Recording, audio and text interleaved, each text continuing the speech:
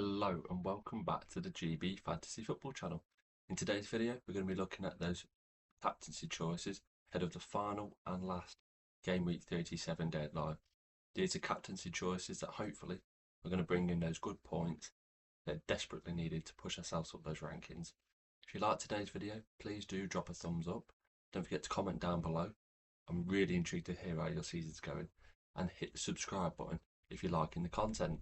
Without further ado, let's crack on with the video. Now, the first candidate for captaincy this week is a certain Norwegian striker. Now, many of us brought him back when he had Southampton away, and he has blanked in every game since. No goals, no assists, just a couple of shots on target to really tie us over points-wise, and it's been quite dry. That is Erling Haaland. Fulham away on the last day. Man City, even though beating Bournemouth, they've still got to put out a very strong squad. And we still do believe that Erling Haaland is on penalty duties. Can he break that dry spell? I think Fulham have been conceding a lot of goals recently. I feel like there are going to be goals in this game. And Haaland's going to want to end the season with a few in his bag. And for me, he's one of the top candidates this week for captaincy. Next up is Bukayo Saka. An away fixture to Southampton would signal a lot of points. Now, Southampton have been a little bit tighter at the back recently. They kept Man City to a 0-0 draw a couple of weeks back. So their assistant manager and their caretaker manager have evidently got things better defensively set up. However, I see a lot of freedom in this Arsenal fixture. Over the years, Arsenal normally are heavy scorers on the last day. Last year they beat Everton. The year before it was a 5-0 victory. I feel like once the handbrake is off, goals can flow.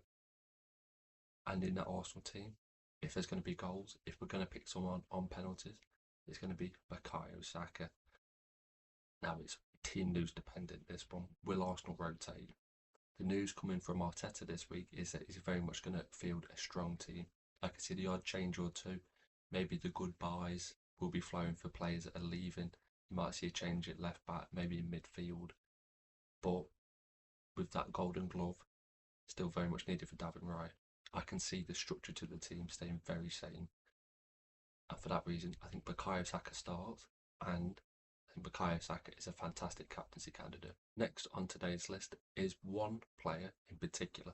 However, it could be another depending on how Eddie Howe sets up his team, and that is Harvey Barnes or Anthony Gordon. We won't know until the teams have come out. For argument's sake, I'm going to be putting Harvey Barnes on the slide in front of you, but we're targeting that right-hand side of the Everton defence. We know that the centre-halves aren't going to be fit. We know Tarkowski, we know Branthwaite, they're both going to be injured. And that leaves the Everton defence very short. Seamus Coleman went off with an injury last week, so I can imagine it's going to be O'Brien, Young, and maybe even Michael Keane at the back. But that right side is where we need to target Everton-wise. So the Newcastle left winger is a prime candidate for points. Now, we know Newcastle need to win this game. If other results go their way, they might be able to lose it or draw this fixture, but they're not going to want to be thinking that way.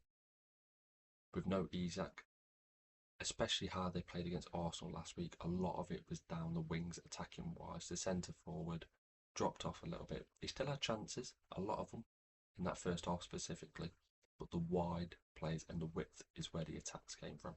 And for that reason, Harvey Barnes getting in behind an ageing Ashley Young is definitely a place that we can target for captaincy. Ollie Watkins, great asset, picked up an assist last week against Tottenham Hotspur. We was hoping for more. He scored the week before. Fantastic finish, nice little death finish into the far post. Is a great candidate this week. Away to Man United, Villa need the win, and they need to hope that Nottingham Forest do them a favour. How are Man United going to react? What kind of team or players are we going to see in that fixture? I can imagine the crowd, the atmosphere is going to be pretty dire. It's going to be sour.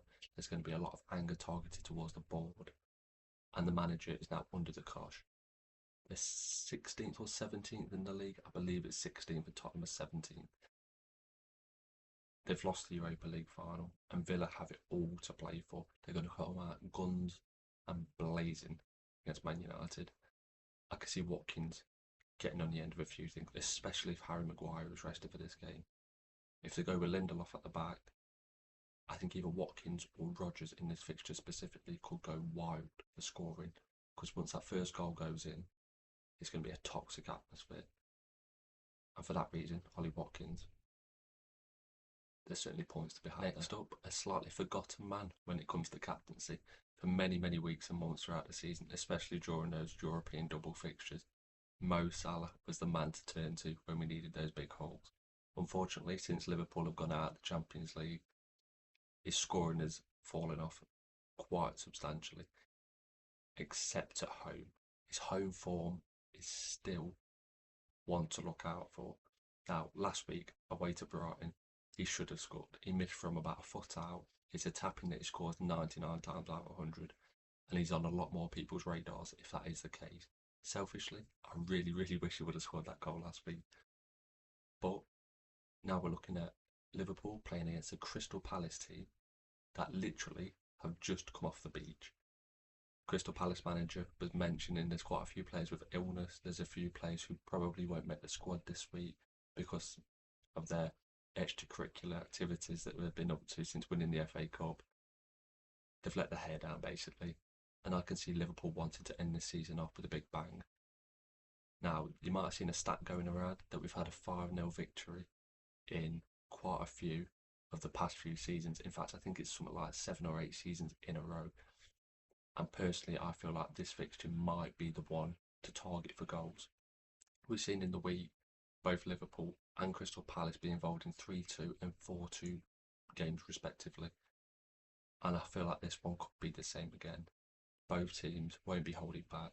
Palace on a high, Liverpool on a high. Nothing to lose. You could say nothing to play for, depending on how you want to take that argument. However, I think that Salah in this fixture, against a side that might not have Mitchell, Ben Chilwell's ill, Mark Gay, I don't believe is going to play in this fixture either.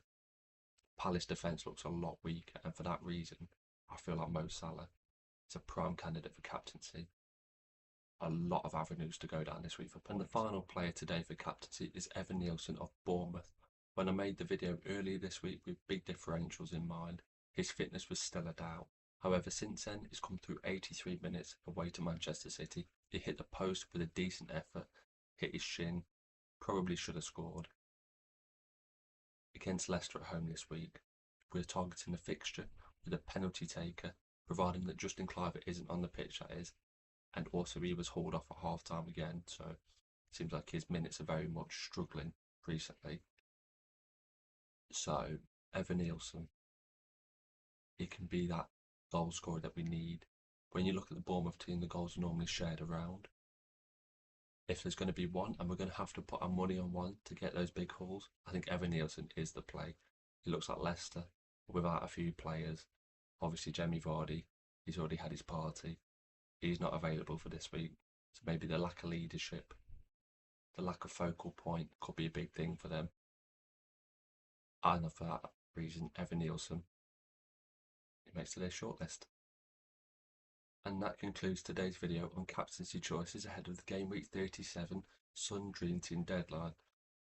Now it's the final one of the season. Hopefully one of these picks in the video come up with plenty of points that launch us up those leaderboards. Still got high hopes for finishing as high as possible, and I'm intrigued to hear where you are currently in your mini leagues going into the final week of the season.